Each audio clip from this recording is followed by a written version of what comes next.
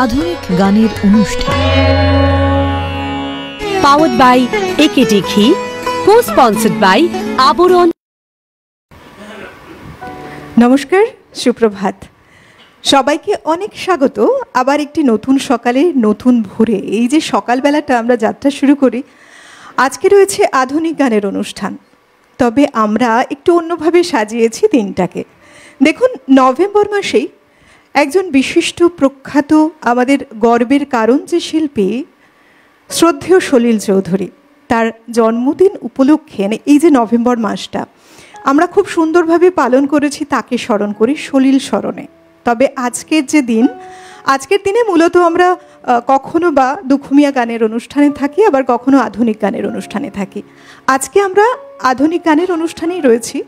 তবে নানা ধরনের কবিতা নিয়ে আজকের যে উপস্থাপনা থাকবে, আপনাদের ভীষণ পরিচিত এক বাচিক শিল্পী যিনি রয়েছেন, আমাদের খুব পছন্দের এক বাচিক শিল্পী, তিনি আজকে উপস্থিত থাকছেন। সুতরাং নানা ধরনের, নানা রঙের কবিতা আমরা শুনবো এই অনুষ্ঠানের মধ্যে দিয়ে। বিশেষভাবে আমাদের এই সুন্দর সকালটা সাজানো। চলুন, আপনারা সঙ্গে রয়েছেন, আলাপ করাই আমাদের এই বাচিক শিল্পীর সাথে, ভীষণ পরিচিত প্রিয় শিল্পী আমাদেরও, তাপস নাগ। নমস্কার, সুপ্রভাত, অনেক স্বাগত। সুপ্রভাত তোমাকেও। এবং এই দাদার কবিতার একটা বৈশিষ্ট্য রয়েছে, তিনি কিন্তু যা বলেন সপাটে বলেন এবং কোনো কিছুকে আগলে না রেখে, আঁকড়ে না রেখে, যেটা সত্যি সেটাই খুব সুন্দরভাবে উপস্থাপন করেন। আজকে আমাদের এই বিশেষ অনুষ্ঠানে আমাদের যন্ত্রসঙ্গীত শিল্পীরাও রয়েছেন আমাদের সঙ্গে। রয়েছেন বিক্রম দা অক্টোপ্যাডে, মৃগাঙ্ক দা তবলায়, অভিজিৎ দা কিবোর্ডে। শব্দ, আলো, ক্যামেরায় সবাই রয়েছেন, যেমন থাকেন প্রত্যেক দিন আমাদের সঙ্গে, আমাদের অনুষ্ঠানটাকে সুন্দরভাবে এগিয়ে নিয়ে চলেন ধাপে ধাপে। PCR, MCR team, total team এই মুহূর্তে জুড়ে সবাইকে স্বাগত, সুপ্রভাত। সর্বোপরি চলুন আপনাদের আরও একবার স্বাগত, সুপ্রভাত জানিয়ে একটু অন্য ধারার অনুষ্ঠানে আজকে সকালটা আমরা গড়ে তুলি আপনাদেরকে সঙ্গে নিয়ে। আজকে আমরা বেশ কিছু কবিতা শুনবো। আপনি আসা মানেই নানা রং তো রয়েইছে কবিতায়। আর প্রথম কথাটাই হলো যে ওই যে অলোকানন্দ একটু আগে বলল যে ঘটনাটা হচ্ছে যে স্পষ্ট কথা বলে, তা স্পষ্ট কথা তো কষ্ট থাকে না, এটা খুবই স্বাভাবিক। তা কিন্তু আমার একটাই অনুরোধ, কোনো কবিতায় যারা পর্দার ওপারে আছেন, যারা সিটিভিনের নিয়মিত দর্শক শ্রোতা, বা যারা রিমোট ঘোরাতে ঘোরাতেও ঢুকে পড়েন, একটা কথা বলতেই হবে, কেউ কিন্তু নিজের গায়ে কিছু মাখবেন না। কারণ সব পেশাতে, জীবনের সব কিছুতে ভালো মন্দ দু ধরনের মানুষই থাকে। কাজেই এইটা কিন্তু ভাববেন, কেউ নিজের গায়ে কিছু মাখবেন না। কাউকে উদ্দেশ্য বা কোনো ব্যক্তিগত আঘাত কিন্তু এখানে বিষয় নয়, ব্যক্তিগত হোক, দলগত হোক, তা নয়, খালি ভালো আর মন্দের একটা তফাৎ। তবে তাপসদা, এটাও কিন্তু খুব সত্যি কথা, প্রত্যেকের একটা আলাদা আলাদা মতামত থাকে এবং সেই মতামত অনুসারে সত্যি তো সহজ কথাটা সহজভাবে বলাই ভালো নয় কি? সহজ কথাটা সহজভাবে বলা তো ভালো, কিন্তু এটা আবার মানুষের মধ্যে তো ঈশ্বর তো বিভিন্ন ধরনের মানুষ তৈরি করেছেন, কাজে সবাই হয়তো ঠিকমতো বিষয়টাকে নিতে পারে না, এটাও একটা ব্যাপার আছে। সবটা সমান হবে। আর রবীন্দ্রনাথ, আজকে রবীন্দ্রনাথের কথা আবার আমি না বলে পারি না, যদিও রবীন্দ্রনাথের কথা বলবো বলে আজকে বসিনি, কিন্তু ওই রবীন্দ্রনাথ একটাই কথা বলেছেন যে সবার তরে নহে সবাই, সবাই সবার জন্য হবে না, সব কথার জন্য সবাই সেটাকে সমানভাবে নেবে, এটা হতে পারে না। শুরু করি একদম, শুনি। এত ভঙ্গ বঙ্গদেশ তবু ভরা রঙ্গে, চার নীতি দেখাতে পারো, যাব তোমার সঙ্গে। এত ভঙ্গ বঙ্গদেশ তবু ভরা রঙ্গে, চার নীতি দেখাতে পারো, যাব তোমার সঙ্গে। দুর্নীতি আজ মুখ ঢেকেছে সুনীতির ওই মুখোশ পরে, ন্যায় নীতি আজ চলছে দেশে রাজনীতির ওই ধ্বজা ধরে। ইতর বিশেষ কি আর তফাৎ, ন্যায় নীতি আর রাজনীতি। ওই ন্যায় নীতিটাই রাজনীতি হয়, মিশে গেলে দুর্নীতি। এত ভঙ্গ বঙ্গদেশ, তবু ভরা রঙ্গে। চার চামচা দেখাতে পারো, যাব তোমার সঙ্গে। রামায়ণের নারদ চামচা, শিবের নন্দী ভৃঙ্গি, ত্রিভুবনে চামচাদেরই বাজার আজকে তুঙ্গি। ত্রেতা যুগে রামের চামচা বীর হনুমান, আর কলিযুগে নেতার চামচা পাড়ার মস্তান। এত ভঙ্গ বঙ্গদেশ, তবু ভরা রঙ্গে। চার নেশা দেখাতে পারো, যাব তোমার সঙ্গে। সুরের নেশায় মদত যোগায়, পেয়ালা হাতে সাকি। আর রেসের নেশায় পয়সা ওড়ায়, ঘোড়ার পিঠে জকি। রূপসী উর্বশীর নেশা বিশেষ পাড়ার ঘরে। আর নেতারা তো গদির নেশায় মানুষও খুন করে। এত ভঙ্গ বঙ্গদেশ, তবু ভরা রঙ্গে। চার শালা দেখাতে পারো, যাব তোমার সঙ্গে। পশুশালায় পশু থাকে, মানুষ ধর্মশালায়। আর মানুষরূপী পশুরা ভাই থাকে ওপর তলায়। কর্মযজ্ঞ চলছে দেশে, চলেছে পাঠশালা। ভাই ফোঁটাতে গলা কাটে, বউয়ের ভাই শালা। এত ভঙ্গ বঙ্গদেশ, তবু ভরা রঙ্গে। চার সাদা দেখাতে পারো, যাব তোমার সঙ্গে। সূর্য ওঠেন সাতটি রঙে, তবুও সে রং সাদা। আর মাঝে মাঝেই রং বদলান রাজনৈতিক দাদা। ভণ্ড দেখায় গেরুয়া রঙের, আড়ালে কার সাজি। আর সকল রঙের শ্রেষ্ঠ যে রং, সেটাই তো রংবাজি। এত ভঙ্গ বঙ্গদেশ, তবু ভরা রঙ্গে। চার গান শোনাতে পারো, যাব তোমার সঙ্গে। গান শুনবে ফাংশনে যাও, খোলা রেখো চোখ। দেখবে হিন্দি গানে পড়ছে সিটি, বাংলা গানে নাচছে লোক। মেশিন গানেও গান শোনাবে, ফটাস ফটাস গুলি। আর মিছিল জুড়ে দিচ্ছে স্লোগান, গরম গরম ভুলি। अरे भैया कौन स्लोगन है सबसे अच्छा, इसके पहले जवाब दो। दादू ठाकुमाओ फोकला गाले बोलছে, हम दो हमारा दो। তাপসদা, বহুবার আপনার কবিতা শুনেছি, সত্যি আজকের কবিতা একেবারে অন্যরকম একটা ভালো লাগা তৈরি হলো। মানে সত্যি তাই, বিভিন্ন সময়ে বিভিন্ন কবিরা কত ভাবেই লিখেছেন। এই যে আধুনিক কবি যারা মনের কথা, সমাজের কথা, চতুর্দিকের কথা কত সুন্দর করে বলে নিপাটে, যেখানে কোনো ভাষার কারুকার্য নেই এবং যেখানে কোনো বলে না রং চড়ানো ব্যাপার কিন্তু একেবারেই নেই, কিন্তু কতটা সত্যি কথা উঠে আসে বিভিন্ন ক্ষেত্রে। এই যে কবিতা, এবং কবিতা নিয়ে তো বহু চর্চা বহু সময় হয়েছে, বহু লেখালেখি চলেছে, প্রতিবাদ প্রতিরোধও এসেছে, তবুও কারোরই দিক থেকে কোনো সময় কলম থামেনি, কারণ মানুষের মূলত ভাবনাটা এগিয়ে চলে লেখার সাথে সাথে, তাই না? এবং প্রত্যেকটি মানুষের ভাবনা কিন্তু আলাদাই হয়। অবশ্যই মনের মিল হতেই পারে, নাই হতে পারে, তাতেই বা কবিও তার ভাবনা নিয়ে লেখেন একেবারেই। তোমার এই যে কবিতা, তোমার এই কবিতার জার্নি, এটা শুরু হলো কিভাবে?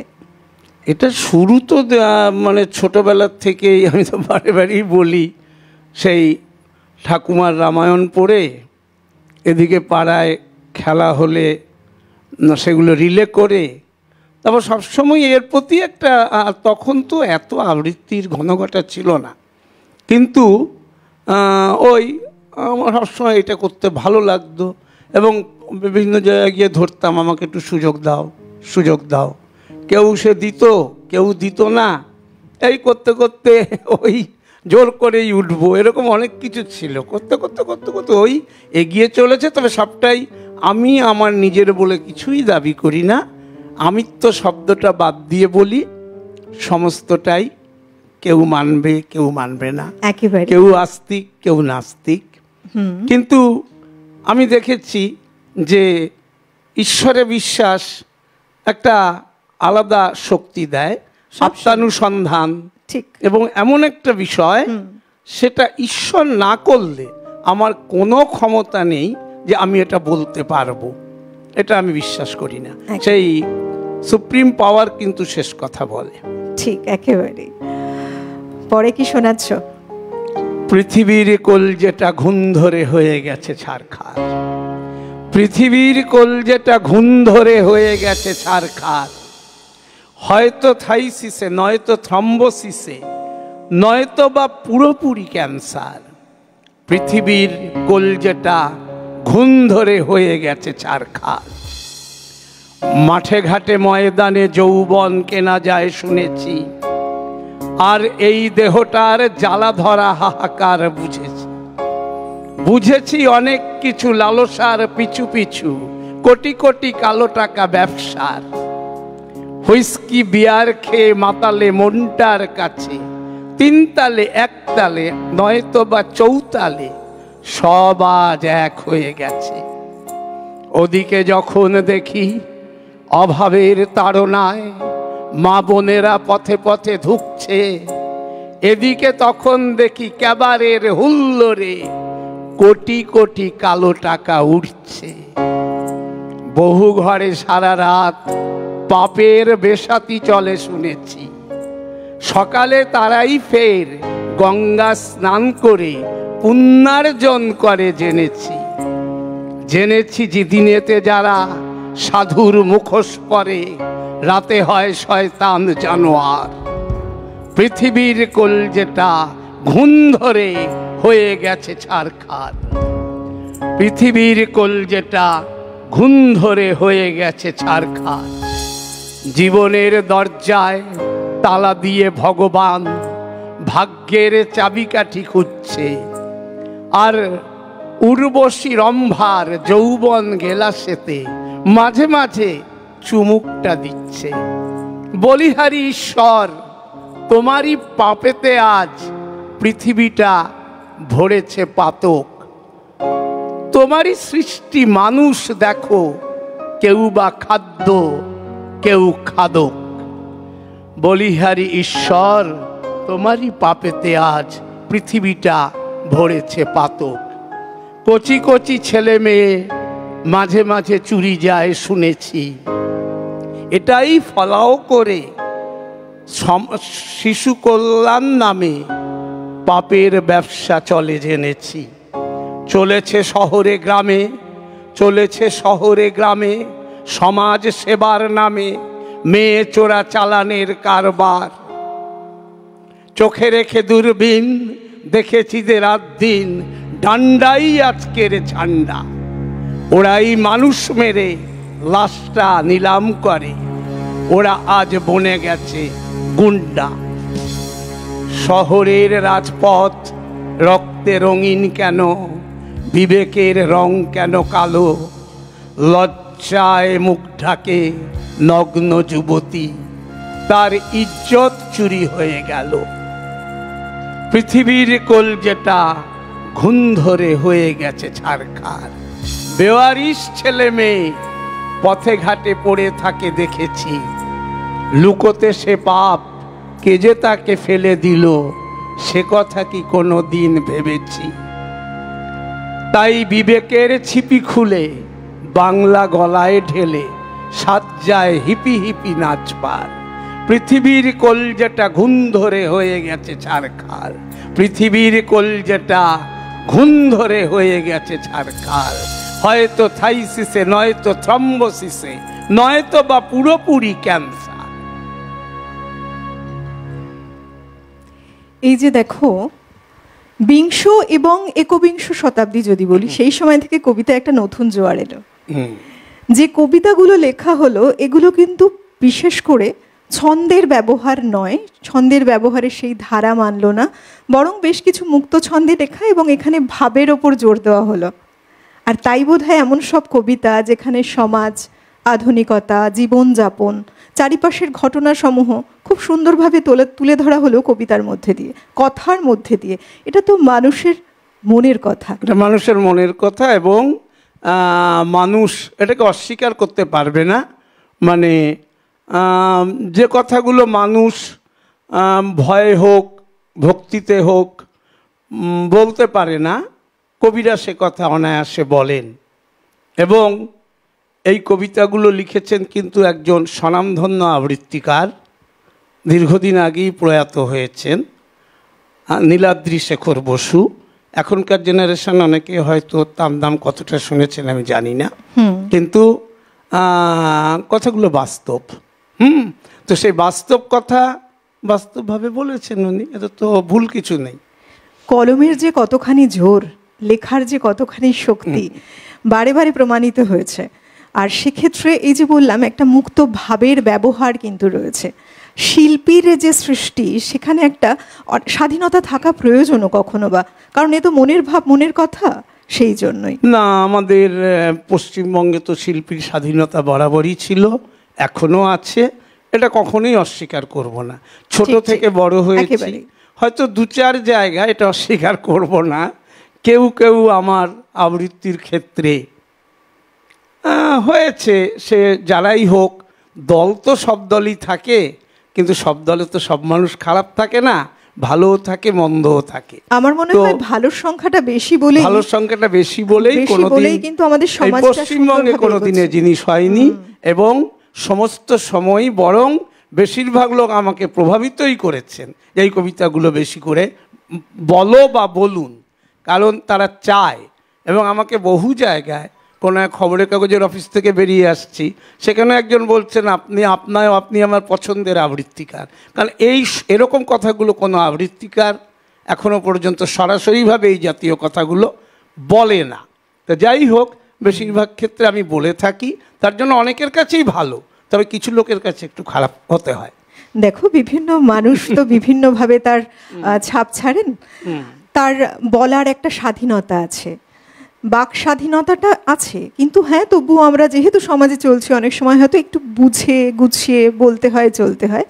তবুও বলি, এখন অনেকটাই মানুষ সমাজের কাছে, দেশের কাছে, সব পরিস্থিতির কাছে বলা যায় মুক্ত মনা। হ্যাঁ, এবং সমাজ, দেশ নিয়ে আমি কতটা বলতে পারবো জানি না, কারণ আমাদের বাংলা আবৃত্তি তো গোটা সব রাজ্যেই সমানভাবে সেই অর্থে নয়, কিন্তু আমার রাজ্যটার কথা যদি বলি, দু চারজন মানুষ বলেছে, তাতে কেউ সেগুলো পরোয়া করেনি, বেশিরভাগ মানুষ এগুলোকে সমর্থন করেছেন। আবার কবিতা শুনবো তাপসদা, শুনি। ঘর গুছোনোর পালা, এবার ঘর গুছোনোর পালা, ঘর গুছোনোর পালা, এবার ঘর গুছোনোর পালা। উতরে গেছি নির্বাচনে, গায়ে তবু চালা, দিলাম ধোকা ভোটের আগে, হলাম যে কেউ কেটা, মান বাড়াতে ধান্দাবাজি করছে না কোন বেটা। প্রস্তাবিত হরেক প্ল্যান সামনে রেখে তাই, ঘর গুছিয়ে নেবার আগে লড়াই, শুধু লড়াই। রাতারাতি জুটিয়ে নিলাম দু চার ডজন ফেউ, দেশ গড়তে লড়তে হবে, দিলাম নতুন ঢেউ। আছে এখন অনেক কাজ, দুহাত ভরে লোটা, 5 বছরে করতে হবে মস্ত দালান কোঠা। নাদুস নুদুস ভুঁড়ি আমার জনগণের রাজা, আনব সুদিন তাক দিনাদিন বাজা, ঢোলক বাজা। বাঁশের চেয়ে কঞ্চি দর, নেতার চেয়ে চামচা, দুদিন বাদে কাপড় ছেড়ে পরতে হবে গামছা। তফাৎ কিছু যায় না বোঝা, কে রাম আর কে রামছা। বাগিয়ে কলম লাগিয়ে মলম, যাই লিখে রোজ নামছা। মাস পয়লায় অফিস বাবুর পকেট দারুণ গরম, দুদিন না যেতে যেতেই বাজার দাদার নরম। আর কটা দিন গেলেই পিঠে পাওনাদারের খড়ম। বাইরে গেলেই কুকুরি চাচান, ঘরে চাচান গিন্নি, জয় মা কালী তোমার কাছেই করছি মানত সিন্নি। পরের মাথায় কাঁঠাল ভেঙে অনেক দাদাই বাড়ি কেনে, নিত্য নূতন হাল ফ্যাশনের রং বেরঙের গাড়ি কেনে। আমরা তো সেই অন্ধকারেই তেল জোটে না হাড়ি কেনে। ব্যাঘ্র মারিং, হস্তি মারিং, মারিং রাজা উজির, দেশ দরদি দাদারা সব হালুয়া খান সুজি। ওদের কোনো চিন্তাই নেই রোজগার আর রুচি, দিন রাত খালি চিন্তা করেন পুঁজিপতির পুঁজির। ঠ্যাঙের উপর ঠ্যাংটি তুলে পা দুলিয়ে চেয়ারে, দেশ দরদি দাদা আমার কলপ লাগান হেয়ারে। অথচ এই দাদা সদাই ব্যস্ত জাতির কেয়ারে, লক্ষ কোটি টাকা দাদার খাটছে সদাই শেয়ারে। জুটছে কারো কোপ্তা কাবাব, কারো ভাতের ফ্যানসার, লুটছে কেউ টিভির মজা, কারো টিভি ক্যান্সার। গাছতলাতে মামদো লাফায়, পাঁচতলাতে ড্যান্সার। কিন্তু কেন ঘটছে এমন, কে দেবে তার অ্যান্সার? বোকার মতো হাত পা ছুঁড়ে নাচছি সবাই তাদিন দিন।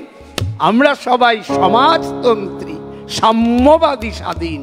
গণতন্ত্রের ডিমের উপর বসেই মশাই তা দি। তাপসদার কবিতা। তাপসদা, দেখুন আমরা দেখতে দেখতে বহু বছর বহু দিন যেভাবে এগিয়ে চলেছি সময়ের সাথে তাল রেখে, এবং সময়ের সাথে কিন্তু মানুষের মনের ভাবের যে পরিবর্তন, সেই ভাবের পরিবর্তনগুলো উঠে এসেছে একে একে এই লেখার মধ্যে দিয়ে, এই সৃষ্টিগুলোর মধ্যে দিয়ে। কখনো আমাদের যেগুলো মনোরঞ্জন করেছে, আবার কখনো বাস্তবতাকে চোখে আঙুল দিয়ে যেন দেখিয়েছে যে দেখো এটাই সত্যি, এটাই বাস্তব। সব কিছু নিয়ে আমরা যত সহজেই যা কিছু করি না কেন, সবটা বোধহয় ততটা সহজও নয় কখনো। আর এই যে তুমি বলছো না যে প্রতিবাদী ভাষার কথা কবিতার মধ্যে দিয়ে, আমার মনে হয় কোনো কোনো ক্ষেত্রে না প্রতিবাদী হওয়াও উচিত। প্রতিবাদী না হলে, এই যে দেখো তুমি যখন রবীন্দ্রনাথ ঠাকুরের কথা বললে, আমার বিশেষ করে মনে হলো তিনিও তো এমন একজন কবি ছিলেন, কবি কাজী নজরুল ইসলাম এমন একজন কবি ছিলেন যিনি বিভিন্ন সমাজের চিত্রকেও তুলে ধরেছেন, প্রকৃতির সৌন্দর্যকেও তুলে ধরেছেন, মানুষের মানব দরদি হয়ে তাদের মনের ভাষাকেও কিন্তু তুলে ধরেছেন সবসময়। ঠিক সেই কারণে আমি আরেকটু ছোট্ট 5-7 লাইনের একটা কবিতা বলি।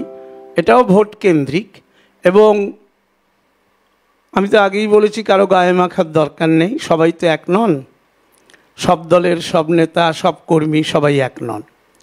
ভোটের আগে আসুন বসুন যেন কতই আপন, ভোট ফুরলেই ভোল বদলান ফুর্তিতে দিন যাপন। ভোটের আগেও রাস্তাঘাটে যায় দাদাদের পাওয়া, ভোট ফুরলে দেশ জুড়লে সবাই হাওয়া হাওয়া। ভোটের আগে অষ্টপ্রহর কেঁদে কেটে চোখের কোণে হবেই ঘা, ভোট ফুরলেই অন্ন বুলি ভোটাররা সব চুলোয় যা। জিতলে বলেন গণতন্ত্র জয় জনগণ জিন্দাবাদ, হারলে চাচান রিগিং রিগিং যায় না কারোই নিন্দাবাদ। নুন খেয়েছি, গুণ গেয়েছি, খুন দিয়েছি দরকারে, বাপ বদলেও ছাপ দিয়েছি উল্টাতে সব সরকারে। এখন দেখি বানিয়ে গাধা, এখন দেখি বানিয়ে গাধা, দাদা কেটেই পড়েন হুট করে। এই ছোট্ট কথার মধ্যে দিয়ে বলছি যে ভোট সর্বস্ব রাজনীতির এটা একটা খারাপ দিক, কিন্তু সবাই যদি খারাপ হতেন তাহলে রাজ্যও চলতো না, দেশও চলতো না। আচ্ছা তাপসদা, তুমিও কি লেখালেখি করো? না, লেখালেখি আগে করতাম অল্প স্বল্প, এখন কথা হচ্ছে আমি এটা মনে করি, এটা আমার ব্যক্তিগত মতামত, আমাদের দেশে এমন একটা জিনিস আছে, আমি দেখেছি আমাদের বাংলাতেও সব মানুষই না সব জানে, মানে কেউ না ছাড়তে চায় না। আমি সেদিন রাস্তায় একজনকে বললাম আচ্ছা এই হলটা কোন দিকে, উনি না জেনেই বললেন এদিকে না ওদিকে। আমি ওদিকে 5 মিনিট ঘুরে এসে আবার এখানে এসে দেখি ওরা দাঁড়িয়ে গল্প করছে। তা আমরা হলটা তো এইখানে, আপনি অতটা ঘোরালেন আমাকে, মানে না জানলেও বলবে জানি, বলতে হবে যে হ্যাঁ এখানে, হ্যাঁ জানি, কারণ এ নিয়ে অনেক সমস্যা জীবনে পড়েছি। তা ঘটনাটা হচ্ছে আমি মনে করি জীবনে প্রতিটি মানুষ একটা জিনিস নিয়ে বেঁচে থাকবে। মান্নাদের গানে যেমন একটা বিষয় আছে, শিল্পের জন্যই শিল্পী শুধু, এছাড়া নেই কো তার অন্য জীবন। সুতরাং আমি যদি সংস্কৃতি করব, শিল্প করব, আবার তার সঙ্গে আমি বাড়ির খাটাখাটনিও খুব বেশি করে খাটতে থাকবো, আমি বাড়িটা কি করে সাজাবো চিন্তা করব, আমি কোন আত্মীয়র বাড়ি কখন বেড়াতে যেতে হবে চিন্তা করব, কোথায় কোন বিয়ে বাড়ি যাবো, এই ছাড়তে তো হবেই। একটা বিষয় না নিয়ে থাকলে, এবং সেই বিষয়ে কিন্তু আমি সমানে তর্ক করব, কথা বলবো, কেউ বলতে এলে অযৌক্তিক কথা বললে, কিন্তু 10টা বিষয় নিয়ে আমি জানি না। এটা কিন্তু খুব সত্যি কথা, জানো তো। কারণ এই যে শিল্পীর যে সত্তা, শিল্প সত্তা, এটা তো মূলত একটা সাধনা। ওটার মধ্যে দিয়েই যদি না থাকা যায় তাহলে কি করে হবে? মনটা তো বিভিন্ন দিকে ছুটে চলে। ওই বিষয়টাই সারা জীবনের মতো জড়িয়ে রাখতে হয়। আজগুবি নয়। ঠিক। এবং যারা বড় বড় শিল্পী রয়েছেন, হ্যাঁ, হতে পারে কাব্যকার, হতে পারে গীতিকার, হতে পারে গান করছেন কণ্ঠশিল্পী, প্রত্যেকেরই জীবনে যারা সফল হয়েছে তারা একটা জিনিস কি আঁকড়ে রয়েছে, সব দিক তারা পেতে যায়নি একেবারে। আজগুবি নয় কথাটা শুরু করছিলাম, আবার বলি। আজগুবি নয় কলকাতা এক শহর, ভিতরে তার মস্ত অসুখ, বাইরে ঠাটের বহর। আজগুবি নয় কলকাতা এক শহর, ভিতরে তার মস্ত অসুখ, বাইরে ঠাটের বহর। কেমন শহর কলকাতাটা, কেমন শহর, পারেন নাকি করতে ঠাহর, জানেন নাকি লোকজনেরা কেমন করে আছে, কেমন করে সকাল সন্ধ্যা চলছে ট্রামে বাসে, হাওয়া বাতাস বইছে কেমন মিছিল মিটিং, মঞ্চ ছেড়ে নেতারা সব করছে কেমন ইটিং, লোডশেডিং এর খবর রাখেন হঠাৎ কেন হয়, পথ চলা দায় রাতের বেলা গা ছমছম হয়, হাওয়া বাতাস বইছে কেমন মিছিল মিটিং, মঞ্চ ছেড়ে নেতারা সব করছে কেমন ইটিং, রাজনীতিটা চলছে কেমন দলাদলি, দেশপ্রেমের নামে কেমন চলছে গালাগালি, নেশার ঘোরে ছুটছে মানুষ, ঘুরছে ফানুস, দিন দুপুরে ব্যাংক ডাকাতি, কানামাছির খেলা, কলকাতা এক আজব শহর, সব পেয়েছির মেলা, বেকার আছে হকার আছে, বেকার আছে ব্ল্যাকার আছে, ফুটপাথেতে হকার আছে, কাজ করতে ঘুষও আছে, কোনো কিছুই আজগুবি নয় কলকাতা এক শহর, ভিতরে তার মস্ত অসুখ, বাইরে ঠাটের বহর। আজগুবি নয় কলকাতা এক শহর, ভিতরে তার মস্ত অসুখ, বাইরে ঠাটের বহর, ভিতরে তার মস্ত অসুখ, বাইরে ঠাটের বহর। আরেকটা ছোট্ট একটু বলে নিই, দু চার লাইন। আচ্ছা, বলে নেই, এর সাথে জুড়ে দেই। মানে কলকাতার অসুখ সেটা আলাদা প্রশ্ন, দীর্ঘদিন ধরে এই কবিতা বহু আগে লেখা হয়েছে, নৃপেন চক্রবর্তী লিখেছিলেন, তা আমি সেই জায়গায় যাচ্ছি না। আপুসা, একটা কথা, একটু ব্রেক নেই, ব্রেকের পরে হোক, এগোই আবার আমরা। ঠিক আছে, সময় বলছি একটু থামতে হবে, একটা বিরতি নিয়ে আবার ফিরে আসছি। এমনই আমরা কবিতায় থাকবো, কথায় থাকবো, আপনারা তো জুড়ে রয়েইছেন, ঠিক এইভাবে জুড়ে থাকুন।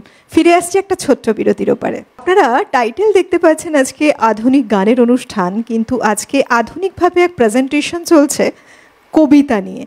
আধুনিক কবি যারা, তারা নিজেদের ভাষায়, নিজেদের কথায় নানা সময় নানা কিছু লিখেছেন, কখনো বা সমাজকে নিয়ে মানুষের মনের ভাষাকে তুলে ধরেছেন, আবার কখনো বা তাদের মনের ভাষা সেটা যেমনই হোক, সৌন্দর্য নিয়ে হোক, নিজের আবেগ নিয়ে হোক, অনুভূতিগুলোকে নিয়ে হোক, খুব সুন্দরভাবে ফুটিয়ে তুলেছেন কাব্যের সাথে, কখনো বা ছন্দের সাথে, কখনো বা আবার মুক্ত ছন্দে নিজের ভাবে নিজের মতো করে।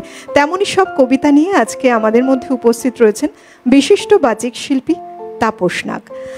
আমরা বেশ কিছু কবিতা শুনছি, সকাল শুরু হয়েছে এমনভাবেই, আবার কবিতাতে যাব।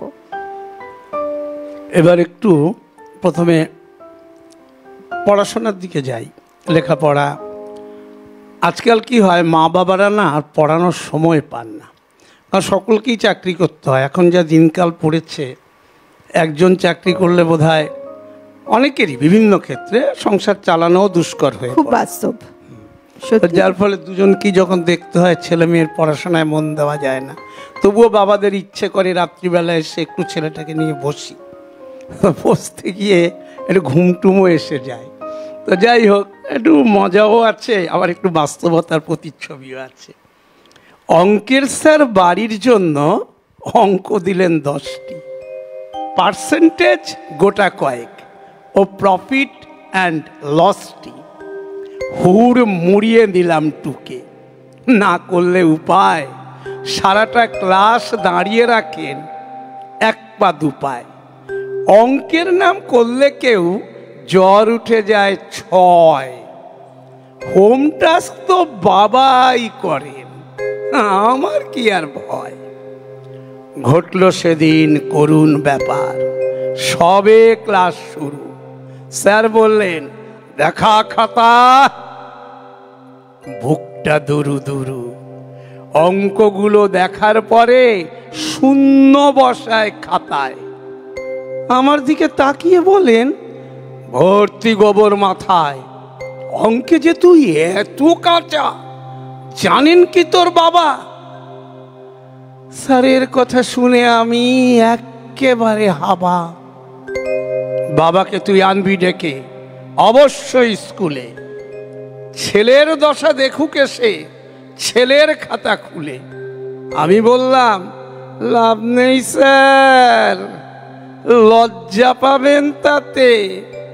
অঙ্কগুলো বাবা নিজেই করিয়েছে কাল রাতে। বেশ মজার কবিতা কিন্তু। হ্যাঁ, মানে মজা আছে, হ্যাঁ, কবিতার ধারাটা মজা একেবারে বদলে গেল দেখো। এবং এই জন্যই যে বলি না, এই যে আধুনিক কবি যারা রয়েছেন, আধুনিকতা যে কবিতায় নিয়ে এসেছেন কথার ছন্দে, কথার ধরন অনুযায়ী। যদি বলি বিশেষ করে মাইকেল মধুসূদন দত্তের কথা, যেমন তিনি রয়েছেন, জীবনানন্দ দাশ কিংবা শামসুর রহমান, ওনাদের হাত ধরে মূল স্রোতে কিন্তু ধীরে ধীরে কবিতা প্রবেশ করেছে আধুনিকতায়। এবং এই যে আধুনিক কবি, আধুনিক কবিতা নিয়ে এত কথা, তার কারণ বোধহয় এটাই, খুব সুন্দর করে মনের ভাবকে ব্যক্ত করার এক মাধ্যম। সেটা যেমন হোক, কখনো প্রতিবাদী কণ্ঠ, আবার কখনো বা খুব সুন্দরভাবে একটা ছোট্ট ছাত্রের মনের কথা, মনের ভাষা, মনের ভাব, কিংবা তার সঙ্গে যখনই বাস্তবতার একটু মেলবন্ধন, তখন হঠাৎ করে মুখটা তার বদলে যাওয়া। না, আবার এই যে এখন একটা কথা কানে আসে যে পরিযায়ী শ্রমিকরা বাংলার বাইরে বাঙালি বলে মার খাচ্ছে, বা বাংলাকে একটা নানা জায়গায় অপমান করা হচ্ছে। এটা তো ঠিকই, স্বাধীনোত্তর আমলে বাঙালির অবদান কিন্তু অনেক বেশি ছিল, এটা অস্বীকার করা যাবে না। স্বাধীন, হ্যাঁ, ভীষণভাবে সেইখানে বাঙালির প্রতি যেন সবসময় একটা বিদ্বেষ। এটা কিন্তু আমি কোনো সরকারিভাবে বলছি না, বর্তমান সরকার বলছে কি সেটা বিষয় নয়, এটা চিরকালই। মানে বাংলা কিন্তু একটা বঞ্চনার শিকার। তবে এটাও ঠিক, তার জন্য আমরা বাঙালিরাও অনেকটা দায়ী। কারণ কি জানেন, একটা উদাহরণ দিয়ে একটু গল্পের ছলেই বলি।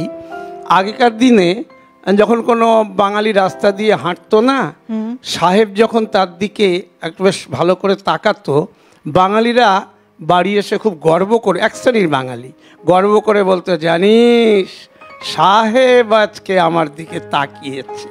কোথাও যেন একটু তোষামোদের ভাষা মনের মধ্যে লুকিয়ে আছে। এবং বাঙালিরা মানে ইংরেজি আনাটার প্রতি, ইংরেজি থাকবেই অবশ্যই, কিন্তু ইংরেজি আনার বেশি ভক্ত হতে গিয়ে এবং ছেলে মেয়েকে ইংরেজি স্কুলে পড়িয়ে যে গর্ব অনুভব করতে গিয়ে পদে পদে বাংলা ভাষাটাকে বিনাশের দিকে নিয়ে যাচ্ছে। এবং এইখানে একটা প্রশ্ন, সাহিত্যিক শীর্ষেন্দু মুখোপাধ্যায় এক সময় বলেছিলেন যে বাংলা ভাষাটাই একদিন থাকবে কিনা আমার সন্দেহ। তো এই জায়গাটার জন্য কিন্তু আবার বাঙালিরাও দায়ী। অর্থাৎ আমাদেরই উচিত বাংলাকে আরো সুন্দর করে সবাই মিলে মিশে সেই সুন্দর বাংলাটাকেই ধরে রাখা। যাই হোক, আমার একটা কথা খুব মনে আসে তাপসদা, একটা কবিতার লাইন আছে, কত গর্ব করে এক পিতার কথা, জানেন দাদা আমার ছেলের ওই বাংলাটা ঠিক আসে না। এই লাইনটা মনে পড়ে গেল। ঠিক ওই রকমই একটা কবিতা একটু বলছি আমি, শুনে।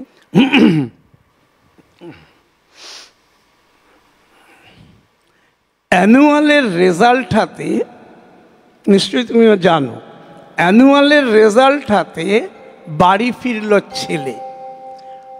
মা বললে কোন পেপারে কত নম্বর পেলে? হিস্ট্রিতে মম 84, ম্যাথসে 90। মা বললে fantastic, just like a hero. সায়েন্সে that not so fair, only 89, only 89। ইংরেজিতে 92, অল টুগেদার ফাইন। জিওগ্রাফির পেপারে তো 100-এ 100, ডুবিয়ে দিল বেঙ্গলিটাই, ভেরি পুয়ার গ্রেড। ছেলের মাথায় হাত রেখে মা ঠোঁট বেঁকিয়ে বলে, নেভার মাইন্ড, বেঙ্গলিটা না শিখলেও চলে। বাবা বলল, বেশ বলেছ বঙ্গমাতার কন্যে, বাংলা টাংলা আমার মতো অশিক্ষিতের জন্যে। রবীন্দ্রনাথ, বিদ্যাসাগর নেহাত ছিলেন বোকা, না হলে কেউ শখ করে হয় বাংলা বইয়ের পোকা। মা বলল, চুপ করো তো, ওর ফলটা কিসে?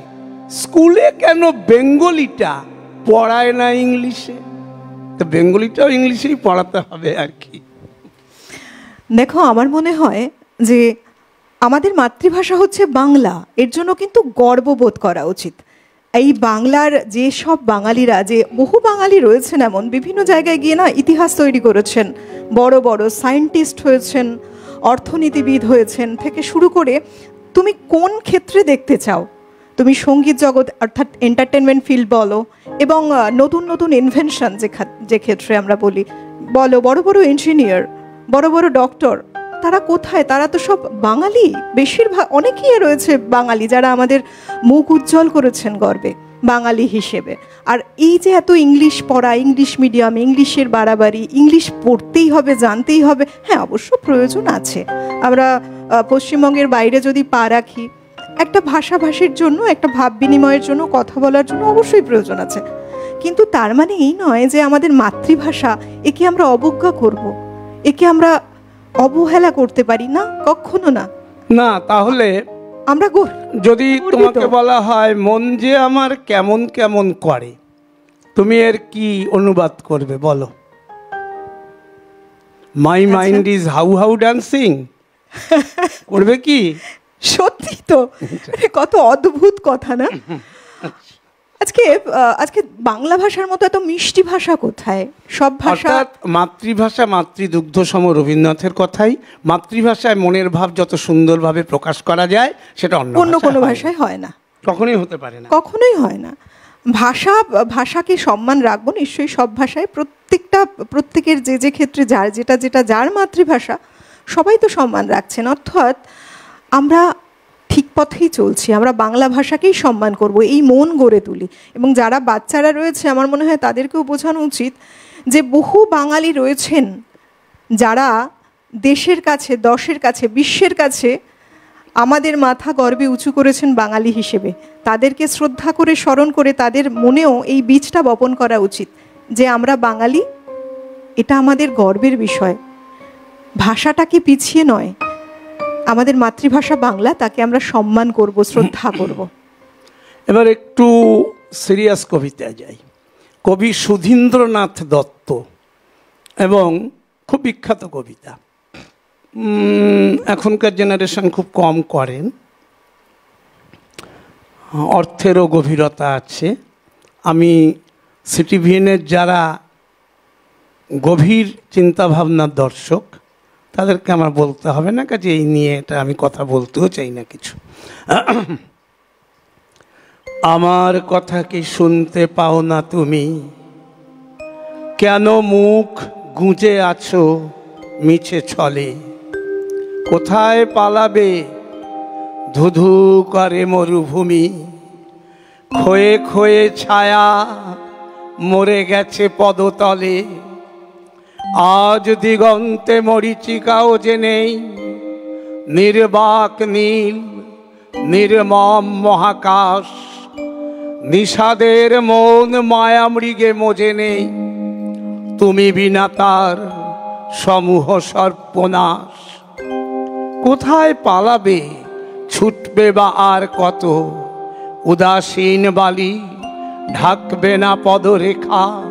প্রাক পুরাণিক বাল্যবন্ধু যত, বিগত সবাই তুমি অসহায় একা। ফাটা ডিমে আর তা দিয়ে কি ফল পাবে, মনস্তাপেও লাগবে না ও যে জোড়া। অখিল ক্ষুধায় শেষে কি নিজেকে খাবে, কেবল শূন্যে চলবে না আগাগোড়া। তার চেয়ে আজ আমার যুকতি মানো, শিকতা সাগরে সাধের তরুণী হও। মরুদ্বীপের খবর তুমি জানো, তুমি তো কখনো বিপদপ্রাজ্ঞ নও। নব সংসার পাতিকে আবার চলো, যে কোনো নিভৃত কণ্টকাবৃত বনে, মিলবে সেখানে অন্তত নোনা জল। খসবে খেজুর মাটির আকর্ষণে, কল্পলতার বেড়ার আড়ালে সেথা গড়ে তুলব না লোহার চিড়িয়াখানা। ডেকে আনব না হাজার হাজার ক্রেতা, ছাঁটতে তোমার অনাবশ্যক ডানা। ভূমিতে ছড়ালে অকারী পালকগুলি, শ্রমণ শোভন বিজন বানাবো তাতে। উধাও তারার উড্ডীন পদধূলি, পুঙ্খে পুঙ্খে খুঁজব না অমরাতে। তোমার নিবিদে বাজাবো না ঝুমঝুম, নির্বোধ লোভে ভাবনা যাবে না মিশে। সে পাড়া জুড়োনো বুলবুলি নও তুমি, বর্গির ধান খায় যে 29। আমি জানি এই ধ্বংসের দায় ভাগে আমরা দুজনে সমান অংশীদার। অপরে পাওনা আদায় করেছে আগে, আমাদের পরে দেনা শোধবার ভার। তাই অসহ্য লাগে ও আত্মরতি, অন্ধ হলে কি প্রলয় বন্ধ থাকে। আমাকে এড়িয়ে বাড়াও নিজেরই ক্ষতি, ভ্রান্তি বিলাস সাজে না দুর্বিপাকে। অতএব এসো আমরা সন্ধি করে প্রত্যুপকারে বিরোধী স্বার্থ সাধি। তুমি বন্ধু আমাকে নিয়ে চলো লোকোত্তরে, তোমাকে বন্ধু আমি লোকায়তে বাঁধি। বাহ, তোমার কবিতায় বিভিন্ন রকম আবৃত্তিতে বিভিন্ন রকম ধারা কিন্তু পেয়েছি, মানে একই সাথে পরপর প্রত্যেকটা ইমোশনের বদল যেমন হচ্ছে, ঠিক সেভাবেই যেন কণ্ঠ, সেভাবেই প্রেজেন্টেশন, এগুলোর এই যে পরিবর্তন। আচ্ছা তাপসদা, কত বছর ধরে তুমি এই চর্চাটা একইভাবে নানা রকম আঙ্গিকে করে চলেছো? খুব জানতে ইচ্ছে করছে। না, আমি সব রকমই করার চেষ্টা করেছি। আর আমি না ওই বিভিন্ন ধারার কবিতা, প্রথাগত একেবারে যারা নামি দামি কবি তাদের লেখাই তুলতে হবে তা নয়। আমি ওই ফুটপাতে দাঁড়িয়ে সেখানেও কবিতা খুঁজেছি, আমি প্ল্যাটফর্মে দাঁড়িয়েও দেয়াল ম্যাগাজিনে কবিতা খুঁজেছি। অনেক অনামী কবির কবিতাও আছে, কিন্তু এবার যার কবিতা বলবো খুব নামী প্রতিষ্ঠিত উনি নন, কিন্তু নাম পরিচিতি তার নেই তাও নয়। একটি কবিতা এত দুর্ধর্ষ লিখেছেন, আমি এখন করব। এই যে কৃষক, কৃষক আমাদের তাদেরকে মাথায় করে রাখা উচিত, আমরা রাখিনি একেবারে। আর কৃষকদের প্রতি অত্যাচার, এই যেমন একটা ঘটনা দেখা যাচ্ছে, এই যে পেঁয়াজ চাষে এবার এমন একটা ঘটনা ঘটলো। পেঁয়াজ মানে মার্কেট, ওই যারা চাষের জায়গা থেকে 1 টাকা কিলো বিক্রি হচ্ছে কিনা সন্দেহ। এই জায়গা দাঁড়িয়ে যে পেঁয়াজ চাষ মার খাচ্ছে, বা যারা পেঁয়াজগুলোকে কিনছে, অর্থাৎ রাজনীতিটা ভালো করে বুঝতে হবে, রাজনীতি করতে হবে না, কিন্তু গোটা পৃথিবীর জ্ঞান একেবারে সঙ্গে রাখতে হবে। আবৃত্তি করতে গেলে যেটা সবার আগে দরকার, প্রবল জেনারেল নলেজ, প্রতিটা বিষয়ে পুঙ্খানুপুঙ্খ নিউজ, ব্যাপারটাকে একবারে গুলে খাওয়া থাকতে হবে, না হলে কিন্তু সেটা আসবে না। এইবার সেই কৃষককে আমরা প্রকৃত সম্মান দেইনি। এক কৃষক আইন তুলে নিয়েছিল। কবিতাটি লিখেছেন তমাল সাহা বলে একজন কবি। আমি তার এই কবিতাটি খুব আমার কাছে ভালো লেগেছিল, আমি কবিতাটি করি। কারণ কৃষক বাধ্য হয়ে নিজের হাতে আইন তুলে নিয়েছিল।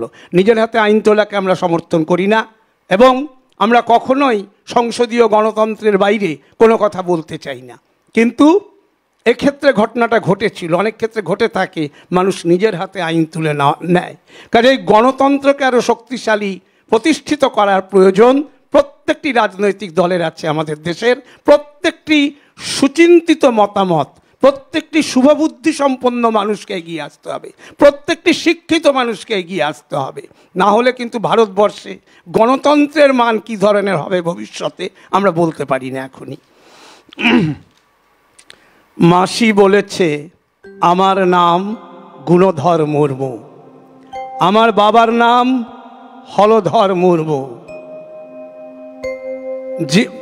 মাসি বলেছে আমার নাম গুণধর মুর্মু, আমার বাবার নাম হলধর মুর্মু, জেলা বাঁকুড়া, সাকিন বড়পুত জোত, ডাকঘর বড়পুত জোত। আমার বাবা পাঠশালার মাস্টার ছিলেন। পঞ্চানন টুডুর বড় মেয়ে ফুলমণির সাথে তার সোহাগ করে বিয়ে হয়েছিল। বড়পুত জোতের মালিক ক্ষেত্র বর্মন আমায় বলেছে আমি শয়তানের বাচ্চা। মাসির কোলে মুখ রেখে মানুষ হয়েছি আমি। মাসি বলেছে আমি গুণধর মুর্মু। তারা বলেছে মাসি আমার শরীর বেঁচেছে শহুরে সাকরেতদের কাছে সেবারের মন্বন্তরে। আমি গুণধর মুর্মু, আমার মা ফুলমণি। আমি দ্বারকেশ্বর নদীর ধারে দাঁড়িয়ে পোয়াতির মতো পেট উঁচানো আকাশে ফুটফুটে তারাদের খেলা দেখেছি। সূর্যের কাছে জামা পাল্টানোর সাহবত নিয়েছি। মস্তানি চাকুর মতো কখন কিভাবে তার চোখ ধারালো হয়ে যায়। লোহার বাউরি খয়রার দল লাঙলের ইতিহাসের ঐতিহ্য বজায় রাখতে গিয়ে সোনার ফসলের দুধেলো শরীর তুলে দিয়েছে ক্ষেত্র বর্মনের খাবারে। বড়পুত জোতের বড়পুত কেমনভাবে হয়ে যায় ইটের ভাটার মালিক, তেজারতের কারবারি, চোলাইয়ের চালানদার, মাছের ভেরির কর্তাবাবু আর পঞ্চায়েতের প্রধান। দ্বারকেশ্বর নদীর পারে দাঁড়িয়ে বারোমেশিয়া শাল জঙ্গলের ডালের নিচে ফাঁসিতে লটকানো চাঁদকে আমি দেখেছি। রক্ত গ্লানো ভারতবর্ষের মুখ। সত্যি বলছি আমি ধর্মাবতার। সেবারের গাজনের মেলায় আমি লক্ষ্মীবাইয়ের কোমর ধরে নেচেছিলাম। সেবারের মেলায় মানুষের সুখ দেখে আমার বুকে ঢাকের বাদ্যি বেজেছিল। আমি নির্দোষ, আমি গুণধর মুর্মু। আমার বাবা পাঠশালায় বুঝিয়েছিলেন পৃথিবী ঘোরে না, পৃথিবী স্থির। ইন্সপেক্টর বললেন ভুল বোঝাচ্ছেন মাস্টার মশাই। আমার বাবা বললেন মিড ডে মিলে শিশুদের পেট ভরালে আর শিক্ষা ব্যবস্থা নিয়ে মুহুর্মুহু পরিবর্তন করলেই পৃথিবী ঘোরানো যায় না স্যার। মাথার উপর বনবন বনবন করে সূর্য ঘোরে। আরো আরো টাকা মাইনে বাড়িয়ে দিন, দেখবেন পৃথিবী ঘুরে যাবে। আমি সেই বাবার ছেলে, আমি গুণধর মুর্মু। আমি দিনে চাষ করি, রাতে সুরিখানায় যাই। আমার মানুষ খাপানো স্বভাব। আমার বলদগুলো বর্মনের সবজির বাগান সাবার করেছে। সবজি খাওয়া বলদের স্বভাব, কেননা মুখ বদলানো গরিবের সহজাত ধর্ম। বর্মনের দোসরেরা আমায় গাছে বেঁধে বেদম পিটিয়েছে। গাছের ফাঁকে দেখেছি বর্মন নষ্ট করেছে আমার মাসির সমস্ত শরীর। সূর্যের কাছে আমি চোখ রাঙানোর সহবত নিয়েছি। আমি গুণধর মুর্মু, হলধর মুর্মুর ছেলে। আমি বর্মনের মাথা নামিয়েছি টানির এক কোপে। আমার মেজাজে খুশবু উঠছে ধর্মাবতা। আমি ফাঁসিতে যাচ্ছি, আমি ফাঁসিতে যাচ্ছি। আমি দেখতে পাচ্ছি আমার চারদিকে মানুষ, মানুষের পারাবারের মধ্যে আমি, জনরোলের মধ্যে আমার দুঃখ সুখ হয়ে মিশে যাচ্ছে। আমি গুণধর মুর্মু বলছি। বাধা ডিঙানো মানুষের স্বভাব, আমি বাধা ডিঙিয়েছি।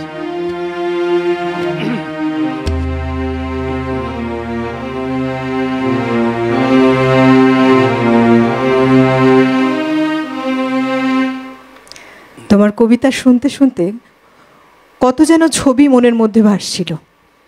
কতটা নির্মমতা, বর্বরতা, অসহায়তা, কতটা মানে নৃশংসতা থাকলে একটা তেমনই কবিতা, একটা ছবি ফুটে উঠল চোখের। আপনারা যারা ওপারে রয়েছেন, আপনাদের জন্য বলি, আজকে আমরা একটু ভিন্ন ধারার অনুষ্ঠান তো করছি, কিন্তু আপনাদের জন্য টেলিফোন লাইন একইভাবে খোলা রয়েছে। আপনারা আপনাদের মতামত, আপনাদের অনুরোধ রাখতেই পারেন সরাসরি কথা বলার নাম্বারে। আমরা গান মানে কথা এবং কবিতায় রয়েছি বলে এই নয় যে আপনাদের সাথে কথা বলবো না। অবশ্যই আপনাদের ফোন কলস, আপনাদের কথা, প্রত্যেকটা জিনিস কিন্তু আমাদের কাছে অনেক মূল্যবান। আমরা আরও একটি কবিতায় যাব, কবিতায় যাওয়ার পর ব্রেক। চলো। আসলে আমরা প্রত্যেকে একটা মুখোশের আড়ালে চলি। আমিও হয়তো বড় বড় কথা বলছি, আমিও যে মুখোশ না আপনারা বলতে পারবেন না। আর আমি অনুষ্ঠান মঞ্চে বলে থাকি যে দর্শকের আসনে যারা আছেন তারাও যে মুখোশ নন সেটা আমি বলতে পারবো না। কিন্তু কবি বিমল চন্দ্র ঘোষ শক্তিশালী এই কবিতাটি লিখেছিলেন এবং আমি বহু বছর এই কবিতা করে আসছি। মুখোশ এক কথায় আমার কণ্ঠে হয়তো কারো আশীর্বাদে একটা অন্যরকম মাত্রা পেয়ে এসছে বলে আমি মনে করিনি। বিভিন্ন সংবাদ মাধ্যম মনে করিয়েছে, প্রিন্ট মিডিয়া মনে করিয়েছে। সোনার পাহাড়ে ঘেরা মুখোশের দেশে মুখোশেরা মঞ্চপতি, মুখোশে আবৃত মুখগুলি দর্শকের গ্যালারিতে উল্লাসে মুখর। মুখোশের যুগ এটা।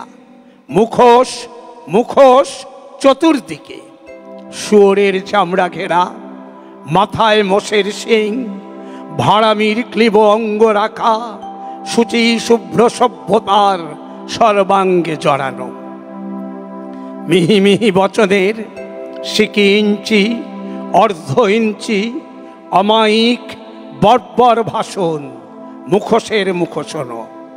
মনুষ্যত্ব কৃকলাস, প্রেতায়িত প্রেম, আড়ষ্ট ললিত কলা, প্রগল্ভ সঙ্গীত মুখোশের মঞ্চে মঞ্চে।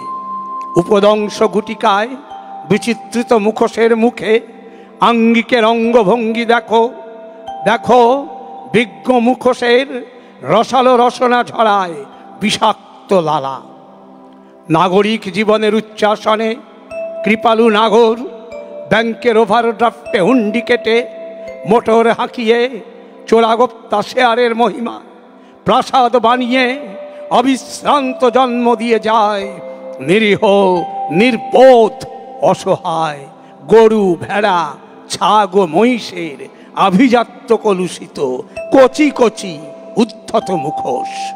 ক্লেদ পঙ্কতিলকের জয়শ্রীমণ্ডিত এ যুগের রাজসূয় মহাযজ্ঞশালা, পিশাচের প্রদর্শনী, সশঙ্কিত সুরক্ষিত দ্বার, টিকিট লাগে না মুখোশের। মুখ খোলা নিষিদ্ধ এখানে, খোলা কথা খোলাখুলি বলা অসম্ভব। মুখোশের আভিজাত্য উচ্চ মার্গে উচ্চ প্রশংসিত। বনেদি মুখোশ ঢাকা মুখোশের মহারঙ্গভূমি।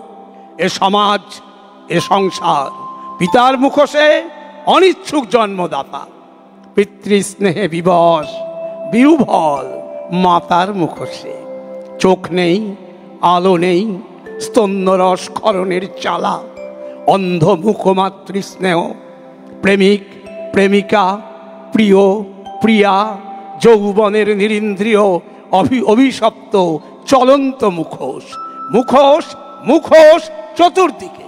তোমার মুখোশ দেখে এসে ওঠে আমার মুখোশ, সৌজন্যে সম্ভ্রমে গদ গদ।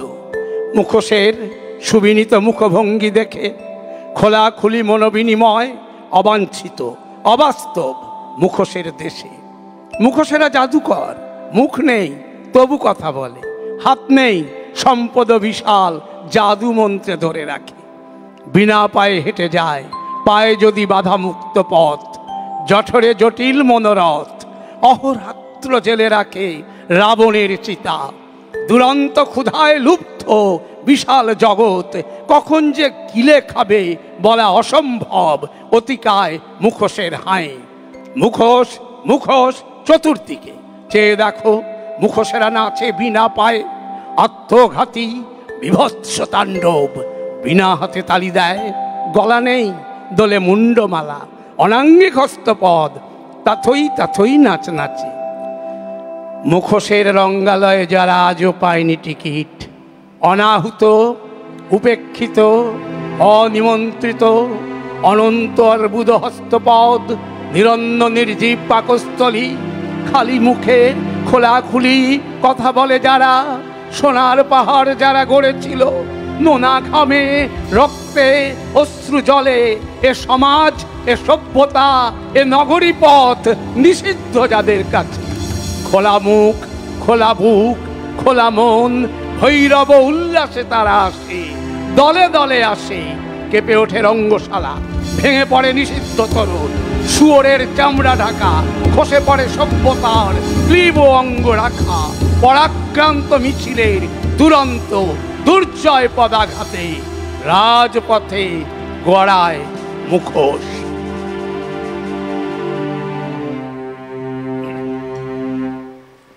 বাহ, রয়েছেন বন্ধু। নমস্কার, সুপ্রভাত। হ্যালো হ্যালো,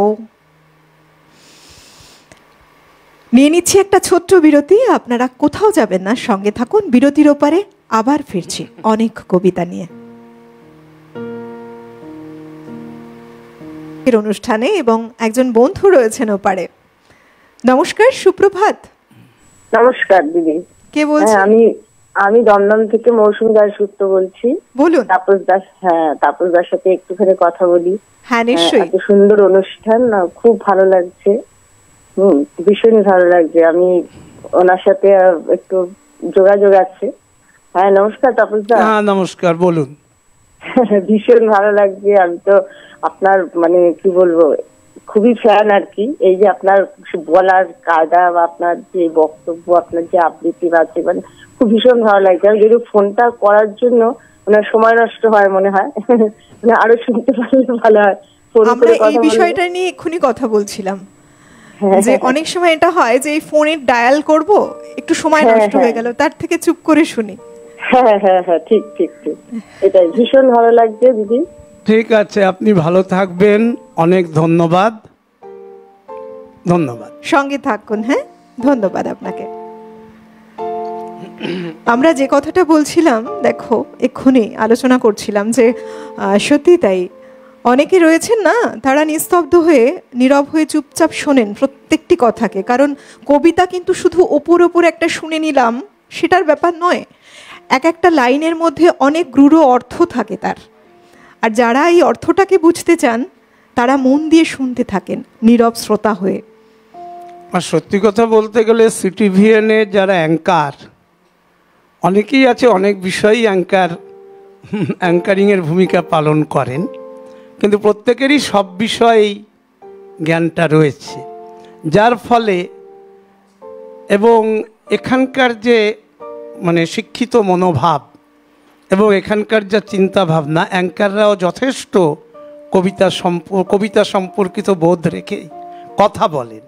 কাজেই এটা কোনো বিষয় না যে হ্যাঁ এটা ঠিকই, এটা যে কথাটা তুমি বলেছো এটা সত্যিই ঠিক, যে এই জায়গাটা অনেকেই যারা শোনেন তারা কিন্তু অন্তরের গভীর থেকে গভীরতর জায়গায় পৌঁছে যান। আজকাল সেই ধরনের শ্রোতা কম, কিন্তু সেই ধরনের শ্রোতা আবার একেবারে নেই তাও নয়, বহু আছে। আর চটুল বা হালকা শ্রোতারা বা যারা আজকালকার, বিশেষত আমরা যে সমস্ত নতুন জেনারেশনের বাচিক শিল্পী দেখে থাকি, আমি একটু বলি বলে শ্রোতারা হয়তো মনে মনে আমার ওপর অসন্তুষ্ট হন, অনেক ক্ষেত্রেই দুদিন কিছু করেই একটা কবিতা মুখস্থ করেই ছুটলাম, এবং আমি একটু টিভিতে দেখাবো, আমি একটু কাগজে ছবি তুলবো, আমি একটা বিখ্যাত হয়েছি, এই ভাবধারার মানুষও আছে। কিন্তু গভীর থেকে গভীরতর যারা, এরকম বহু শিল্পীকেও দেখেছি, এই প্রজন্মেও দেখেছি, তারা আবার অত্যন্ত গুণমান সম্পন্ন, এবং গুণমান সম্পন্ন যারা, তারা সবসময়ই শোনার চেষ্টা করেন। তবে হ্যাঁ, কেউ কেউ বলতে ভালোবাসেন। রয়েছেন বন্ধু। নমস্কার, সুপ্রভাত। হ্যাঁ দিদি ভাই, কে বলছেন? আমি অশোক সরকার, হাবড়া, উত্তর 24 পরগনা থেকে বলছি। বলুন। দিদি ভাই, আমরা প্রতিদিনই সিটিভির আপনাদের এই অনুষ্ঠানটা দেখি, প্রতিদিনের রবীন্দ্রনাথ শুনে আপনাদের কাছ থেকে তার সম্বন্ধে এবং শুনে আমরা সমৃদ্ধ হই। আমার একটা কথা আমি জানতে চাই, আপনি ইচ্ছে হলে উত্তর দেবেন বা উত্তর দেবেন না, শুনবেন বা শুনবেন না। আচ্ছা। আমার কথা হচ্ছে, আমি 1952 সালে কামারথুয়া নিম্ন বুনিয়াদী বিদ্যালয়ে ভর্তি হই। আচ্ছা। প্রধান শিক্ষক প্রথম দিনেই আমাদের বলেন যে আমাদের দেশ ভারতবর্ষ, এটা রবীন্দ্রনাথ ও নজরুলের দেশ। আমার একটা কথা, যে আমার কৌতূহল, যে আমাদের চোখে যে লেখেন, আমরা একই বৃন্তের দুটো কুসুম হিন্দু মুসলমান, বা হিন্দু নয় ওরা মুসলিম, জিজ্ঞাসে কোনজন, কান্নারি ডুবিয়াছে মানুষ সন্তান মোর মার। তিনি মুসলমান নন, হিন্দু নন, তিনি শুধু মানুষ। আমার জিজ্ঞাসা, আমাদের মোদি ভাইকে খুশি করার জন্যই কেউ সিটিভিএন কর্তৃপক্ষ শুক্রবার নজরুলের কাজী সাহেবের গান কবিতা বন্ধ রেখেছেন? নমস্কার, রাখছি। আপনাকে ধন্যবাদ আপনার মনের কথাটা বলার জন্য। মনে যেটা চলছে অবশ্যই আপনি জানতে চাইতেই পারেন। এবার একটা কথা বলি, দেখুন, আমরা যদি শিল্পী সত্তাকে নিয়ে কথা বলি, কোনো শিল্পীকে নিয়ে কথা বলি, শিল্প ভাবনাকে নিয়ে কথা বলি, শিল্পীর মনোভাবকে নিয়ে কথা বলি, শিল্পী কিন্তু কোনো রাজনৈতিক দল বলুন বা কোনো নেতা মন্ত্রী বা কিছুকে নিয়ে কিন্তু যুক্ত নয়, এবং সেখানে জাতপাত নির্বিশেষে শিল্পীর ভাবনা কিন্তু শিল্পীর মনের কথা বলে, মানুষের কথা বলে, জনগণের কথা বলে।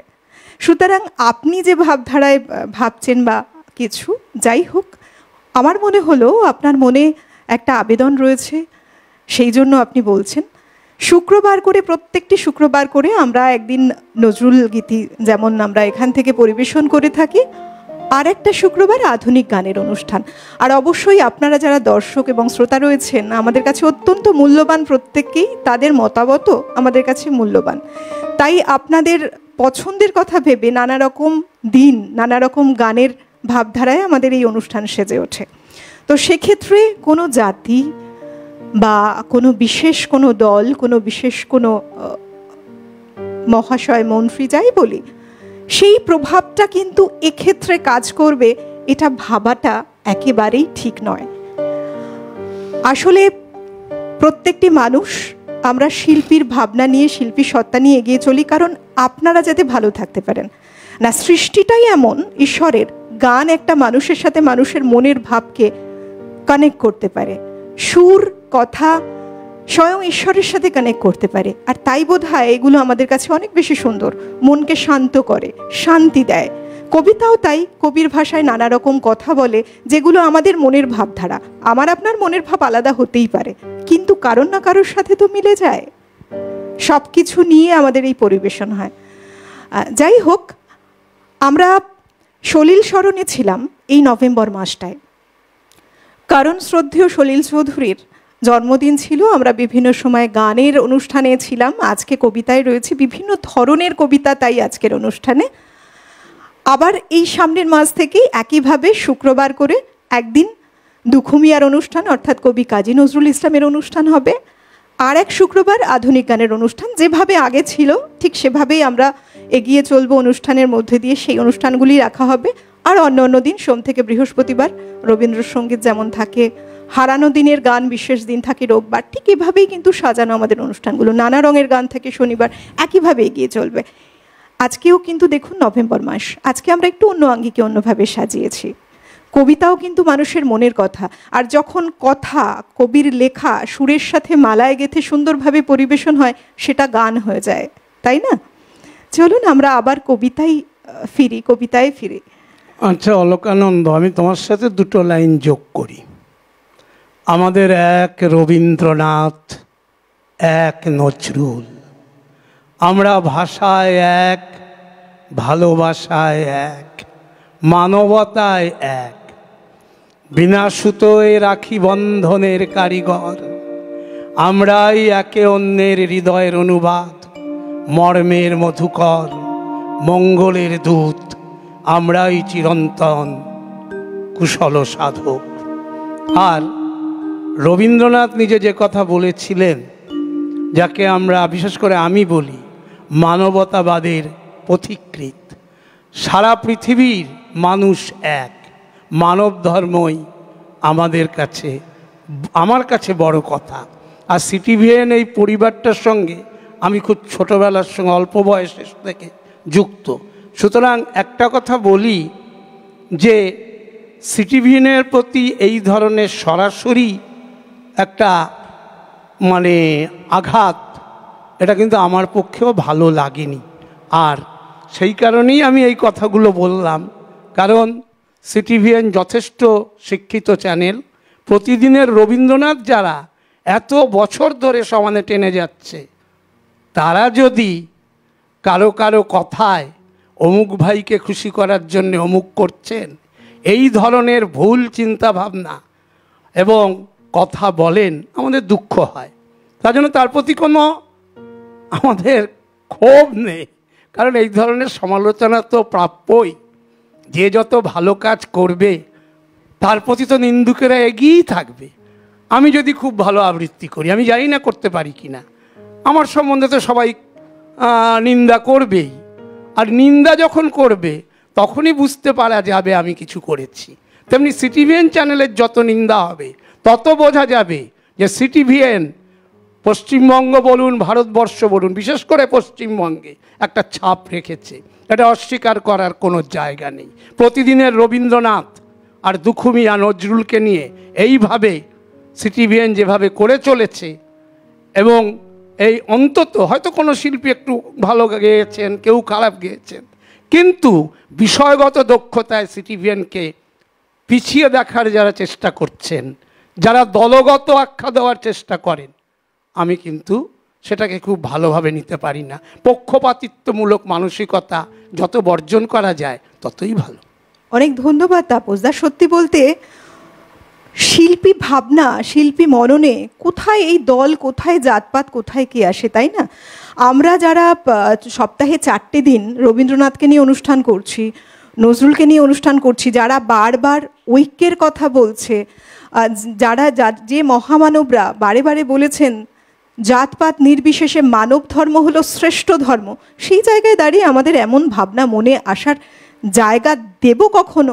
ভাবাই যায় না। কি করে ভাবা যায়? শিল্পীর ওপরে বড় ধর্ম, মানুষের ওপরে বড় ধর্ম কি আদৌ কিছু আছে? কিছু নেই। চলুন আমরা কবিতা শুনবো। আমি দুটো বিপরীতমুখী কবিতায় যাচ্ছি। প্রকৃত প্রেমিক যে, সে কখনো গোপনে বন্দুক পোষে না, তার হাতে দোল খায় প্রসারিত মুগ্ধ আলিঙ্গন, তার বুকে সমাজের যাবতীয় শান্তি ও কল্যাণ। প্রকৃত প্রেমিক যে, নিরবধি তার কোনো বদ্ধ খাঁচা নেই, রাজার শিরোপা তাকে বাঁধতে পারে না। প্রকৃত প্রেমিক যে, এক গোছা ধানের জন্য সে মানুষের কাছে চির ঋণী, এক টুকরো ছায়ার জন্য প্রতিদিন পৃথিবীকে জানায় সেলাম। এর উল্টোটাও যাচ্ছি। এই যে যাচ্ছি, চলছি, ফিরছি, বলছি তো কত কথা, শুনছে কি? এই যে এখানে অসংখ্য অহরহ অবিরত সংগ্রাম, গুনছে কে? সবাই করছি পৃথিবীটা ছোট, যে যার স্বার্থ ঘিরে অহরহ। আমিও আমরা কোথায় নামছি, ধীরে, অতি ধীরে ধীরে প্রত্যহ, বুঝেও বুঝি না কাঁধে আমাদের আমাদেরই মৃতদেহ, কেন যে বইছি এই সামান্য প্রশ্ন করি না কেহ। আর সঙ্গে আরেকটা কবিতা আমি অ্যাড করছি, আমি তোমাকে সময় দিচ্ছি না। ধরো, জাগবার দিন আজ, দুর্দিন চুপি চুপি আসছে, যাদের চোখেতে আজও স্বপ্নের ছায়া ছবি ভাসছে, তাদেরই যে দুর্দিন পরিণামে আরো বেশি জানবে, মৃত্যুর সঙ্গীন তাদেরই বুকেতে সে হানবে। আজকের দিন নয় কাব্যে, আজকের সব কথা পরিণাম আর সম্ভাব্যে। শরতের অবকাশে শোনা যায় আকাশের বাঁশরি, কিন্তু বাঁশরি বৃথা, জমবে না আজ কোনো আসরি। আকাশের প্রান্তে যে মৃত্যুর কালো পাখা বিস্তার, মৃত্যু ঘরের কোণে আজ আর নেই যেন নিস্তার। মৃত্যুর কথা আজ ভাবতেও পাও বুঝি কষ্ট, আজকের এই কথা জানি লাগবেই অস্পষ্ট। তবুও তোমার চাই চেতনা, চেতনা থাকলে আজ দুর্দিন আশ্রয় পেত না। আজকে রঙিন খেলা নিষ্ঠুর হাতে করো বর্জন, আজকে যে প্রয়োজন প্রকৃত দেশপ্রেম অর্জন। তাই এসেছে এ দেখি বৃত্তি, কোনখানে ভাঙে আর কোনখানে গড়ে তার ভিত্তি। কোনখানে লাঞ্ছিত মানুষের প্রিয় ব্যক্তিত্ব, কোনখানে দানবের মারণ যজ্ঞ চলে নিত্য। পণ করো দৈত্যের অঙ্গে হানব বজ্রাঘাত, মিলব সবাই একসঙ্গে, সংগ্রাম শুরু করো মুক্তি। দিন নেই তর্ক যুক্তি, আজকে শপথ করো সকলে, বাঁচাবো আমার দেশ, যাবে না তা শত্রুর দখলে। তাই আজ ফেলে দিয়ে তুলি আর লেখনি, একতাবদ্ধ হও এখনই। কাজেই আমাদের দেশ আগে, আমাদের রাজ্য আগে, আমাদের সবকিছুতেই মানবতার জয় হোক, পক্ষপাতিত্ব বর্জিত হোক, মানুষ মানুষের মতো চলুক। যে কষ্ট করে স্বাধীনতা সংগ্রামীরা দেশটাকে স্বাধীন করেছিলেন, আমরা যেন তার মান বজায় রাখতে পারি। বাহ, মানুষ মানুষের জন্য, জীবন জীবনের জন্য একটু সহানুভূতি কি মানুষ পেতে পারে না? প্রত্যেকে প্রত্যেকের পাশে থাকুন, ভালো থাকুন, মনটাকে না অনেক অনেক বড় করুন, দেখবেন জীবনটা অনেক সুন্দর হয়ে যায়, সহজ হয়ে যায়। আমরা মানুষ, এটাই সবার আগে। তাপসদা, সময় যা বলছে খুব তাড়াতাড়ি দুটো কবিতা আমরা শুনে নেব পরপর। ঠিক আছে, সংখ্যা তো কোনো একটা নাম্বার মাত্র। যাক, আমি রবীন্দ্রনাথকে নিয়ে লেখা একটি কবিতা পড়ি, বলি, আবৃত্তি করি। কারণ আমি হাঁ হয়ে গেছি কিছু কিছু ব্যাপারে।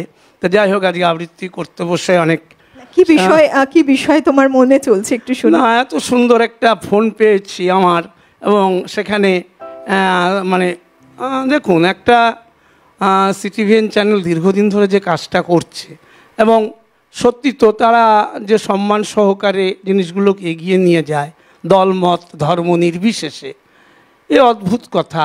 এগুলো একটু খারাপ লাগে। তবে তাপসদা, আমি কি বলি, বিভিন্ন মানুষ তো রয়েছেন ওপারে, তো বিভিন্ন মানুষের বিভিন্ন রকম মতামত। আমার তো মনে হয় যিনি আমাদের প্রশ্নটা করলেন তার মনে ঘোরার থেকে প্রশ্নটা করেছেন, উত্তরটাও পেয়ে গেছেন, এটাই খুব ভালো হলো। আরো তার কাছে স্পষ্ট, আর এই ভাবনাটা পোষণ করবেন না তারা, বা আরো যদি কারোর মনে এই ভাবনাটা থাকে, অনুষ্ঠানটার মানটাকে আরো বাড়িয়ে দিন, এটাই হচ্ছে। আচ্ছা, এবার শুনি রবীন্দ্রনাথের প্রতি। শুনি। এখনো আমার মনে তোমার উজ্জ্বল উপস্থিতি, প্রত্যেক নিভৃত ক্ষণে মত্ততা ছড়ায় যথারীতি। এখনো তোমার গানে সহসা উদ্বেল হয়ে উঠি, নির্ভয়ে উপেক্ষা করি জঠরের নিশ্চিন্ত ভ্রুকুটি। তবুও নিশ্চিত উপবাস আমার মনের প্রান্তে নিয়ত ছড়ায় দীর্ঘশ্বাস। আমি এক দুর্ভিক্ষের কবি, প্রত্যহ দুঃস্বপ্ন দেখি, মৃত্যুর সুস্পষ্ট প্রতিচ্ছবি। আমার বসন্ত কাটে খাদ্যের সারিতে প্রতীক্ষায়, আমার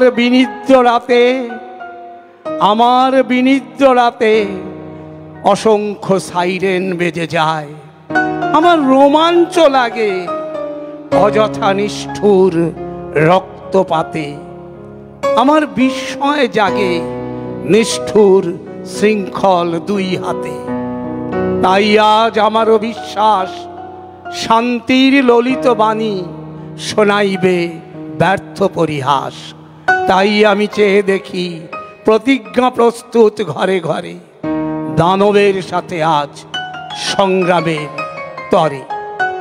সুতরাং রবীন্দ্রনাথ আমাদের যে শিক্ষা দিয়েছেন, আমরা ভারতবাসীরা, আমরা পশ্চিমবঙ্গবাসীরা যদি সকলে সে শিক্ষা সমানভাবে নিতে পারতাম, তাহলে দেশ রাজ্য সবই আজকে সগৌরবে চলতো।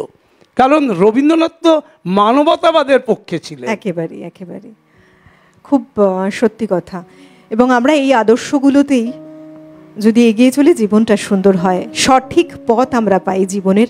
রবীন্দ্রনাথ ঠাকুর যে পথ দেখিয়ে গেছেন, কবি কাজী নজরুল ইসলাম যে পথ দেখিয়ে গেছেন, এবং অন্যান্য যে মহামানব রয়েছে, আমার মনে হয় তাদের জীবনী পড়া উচিত আমাদের প্রত্যেককেই। নমস্কার, সুপ্রভাত। কে রয়েছেন? থেকে রীতা মন্ডল বলছি। বলুন। হ্যাঁ, আমি এই যে তাপসদা যে আবৃত্তি করতে, আমি আবৃত্তি ভীষণ ভালোবাসি, ভীষণ।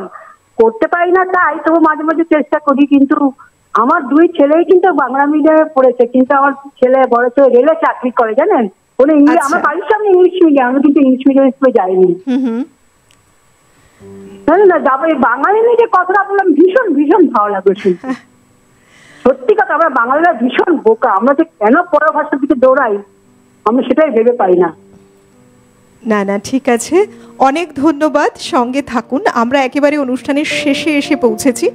আমরা অনুষ্ঠানের আজকে শেষ কবিতায় যাব, আপনিও সঙ্গে থাকুন, ভালো থাকুন। অনেক ধন্যবাদ জানাবো তাপসদা তোমাকে। যাই হোক, আমি ভেবেছিলাম রবীন্দ্র নজরুল কিছুই আজকে করব না, কিন্তু একটা ফোন থেকে ঘুরে গেছে অনেক কিছু। নিশ্চয়ই, অনেক সেখানে হচ্ছে, কারণ পৃথিবীতে অনেক সামান্য ঘটনা থেকেও বিশাল কিছু ঘটে যায়।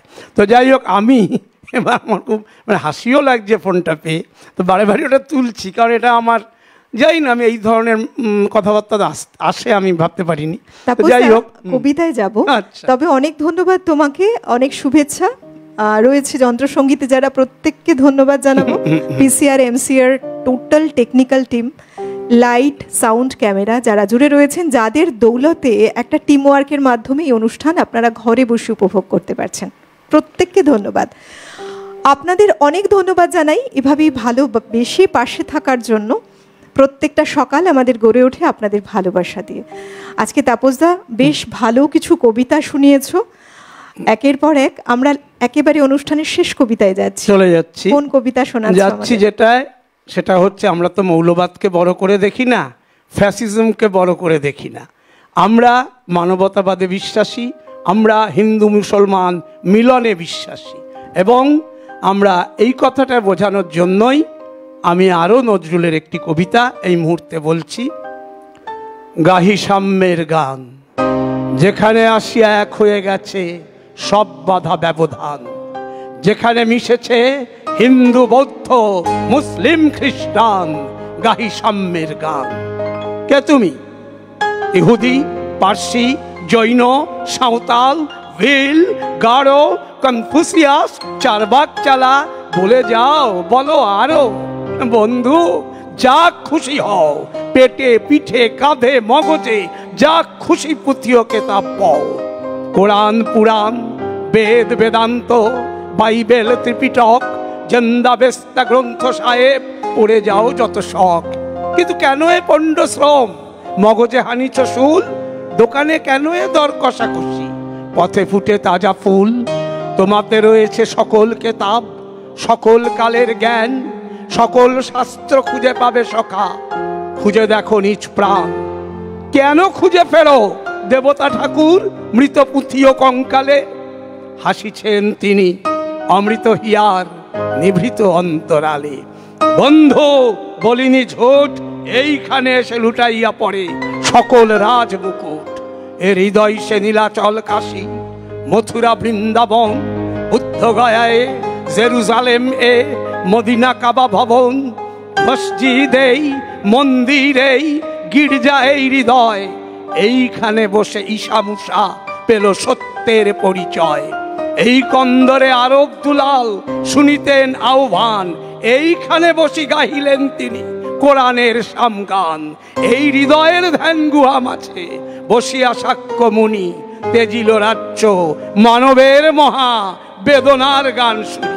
মিথ্যা শুনিনি ভাই, এই হৃদয়ের চেয়ে বড় কোনো মন্দির কাবা নাই।